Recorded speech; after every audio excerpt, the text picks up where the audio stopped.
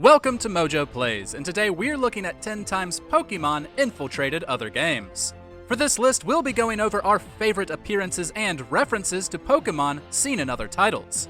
If there's a Pokémon cameo you think is the very best that we didn't include, let us know about it in the comments. Before we begin, we publish new content all week long, so be sure to subscribe to our channel and ring the bell to get notified about our latest videos. Morrowind.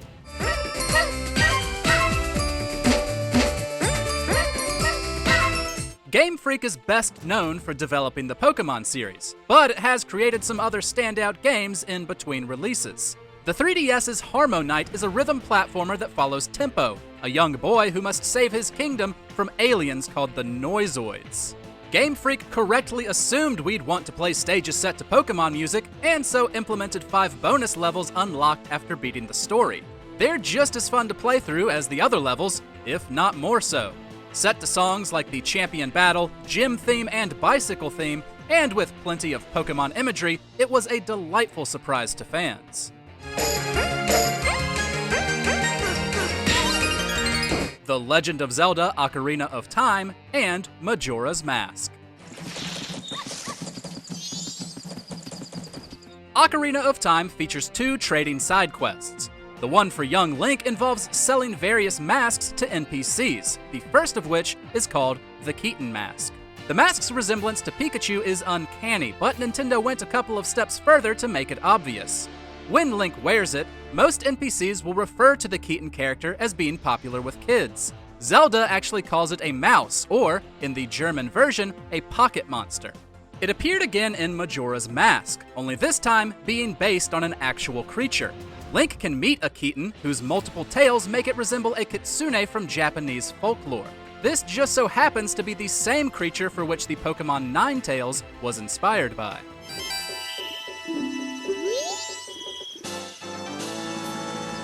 Dream Daddy, a dad dating simulator.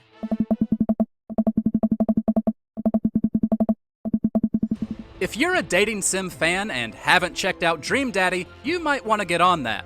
Not only does it have charm in spades, but it also has a pretty neat reference to Pokémon. The game follows a single father who can date other single fathers. One of its romanceable options is Brian, who is extremely proud of his daughter. He's so proud, in fact, that he'll begin a brag fight with you to show her off. The fight is set up like a Pokémon battle from the original games, from the art style to the sound effects.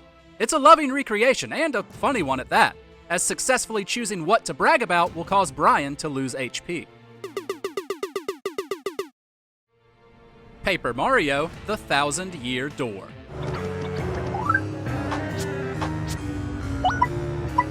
The Pokémon reference in the second Paper Mario game is small, but neat nonetheless. Early on in the game, Mario and Goombella will come across Petalburg, a normally very bright and cheerful place to live. In order to reach Hooktail's castle, they must first collect the Sun and Moon Stones, which act as keys. The town of Petalburg shares its name with a city introduced in the Generation 3 set of Pokémon games, Sapphire and Ruby. And of course, Sun and Moon Stones can also be found in Pokémon, where they're used to evolve certain creatures. This wasn't the last time a Mario location would reference Pokémon. Super Mario Galaxy's Buoy-based galaxy features a planetoid that highly resembles a Pokéball. Skullgirls.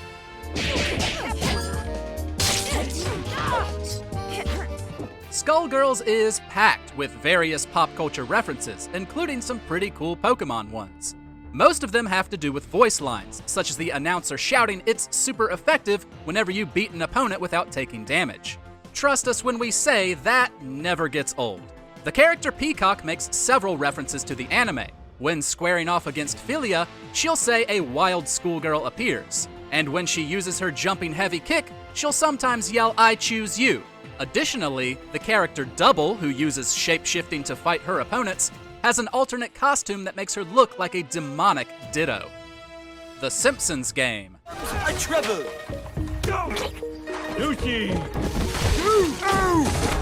Where am I? Pretty much every level of the Simpsons game is overflowing with references and Easter eggs, so it's no surprise they fit Pokémon in there. During the Big Super Happy Fun Game level, Homer and Lisa find themselves in a Japanese-themed world. At a certain point, the pair must complete 3 turn-based Sparklemon battles. Instead of having their own creatures, Homer and Lisa have to face them themselves with a variety of abilities. While they're not exactly Pokémon, the reference is obvious, and the creatures do look like Simpsons versions of Pokémon like Squirtle and Ponyta.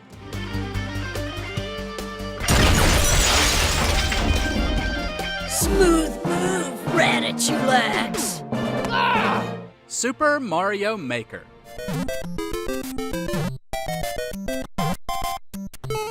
Super Mario Maker and its sequel have included several great events and power-ups centered around other Nintendo characters. For the 20th anniversary of Pokémon in 2016, Nintendo created an event course called I Choose You. In it, you'd play levels themed around the original 3 starters, Bulbasaur, Squirtle, and Charmander. Completing each one unlocked the respective Pokémon's costume, which lovingly featured music and sound effects from Red and Blue. Additionally, if you had any amiibo for the Pokémon in Smash, using them would unlock their costumes. These didn't include the sound effects as the other 3, but it's nevertheless cool playing through a Mario level as Lucario. The Binding of Isaac Rebirth.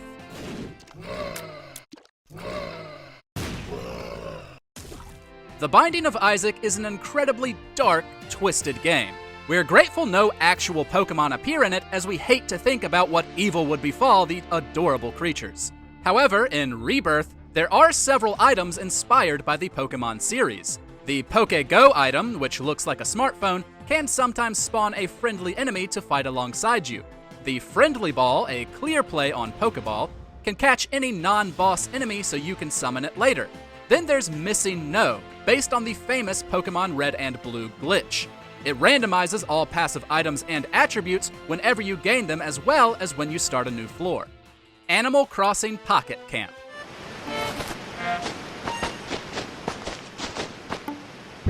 Pocket Camp may be far from the best Animal Crossing game, but it has held several great crossover events with other Nintendo franchises like Super Mario.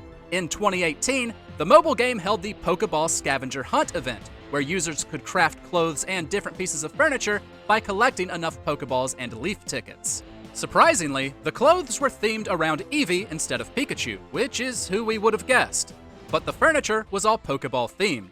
Clearly, every item you could get was supremely cute, and talking about it just makes us wish New Horizons would hold similar events.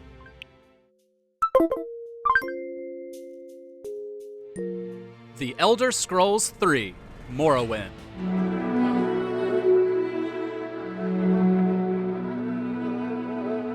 Someone at Bethesda is clearly a massive Pokémon nerd, as Morrowind contains a handful of locations named after the creatures.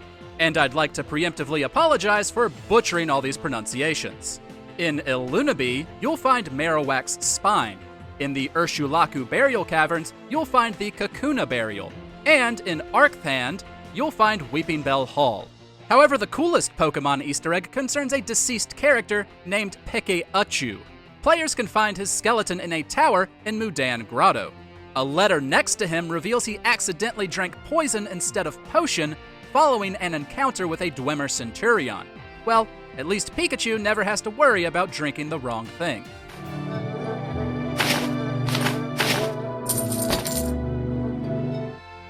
Do you agree with our picks? Don't forget to stick around and check out our other videos on MojoPlays.